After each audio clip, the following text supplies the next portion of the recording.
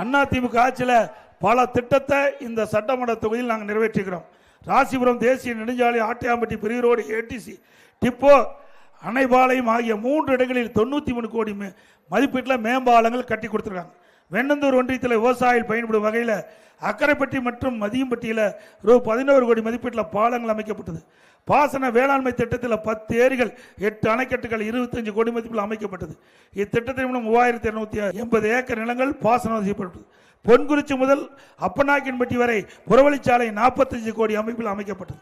வெண்ணந்தூர் பேரூராட்சியில் அமைந்துள்ள ஏரிகள் 4 கோடி மதிப்பீட்டால் தூர்வாரப்பட்டு கரைகள் பலப்படுத்தப்பட்டு நடைபாதை அமைக்கப்பட்டு பூங்கா அமைக்கப்பட்டது. வெண்ணந்தூர் ஒன்றியத்தில் ஒன்றிய அலுவலக கட்டிடம் 3 கோடி மதிப்பில் கட்டப்பட்டது. இன்றைக்கு விடியா திமுக ஆட்சியில் கிடப்பில் போடப்பட்ட திட்டங்கள் புதுப்பட்டி முதல் கெடமலை வரை மற்றும் கீழூர் முதல் வடுகம் வரை கோதைமலைக்கு இணைப்புச் சாலை அமைக்க 30.5 கோடிக்கு நிர்வாக அனுமதி வழங்கப்பட்டது.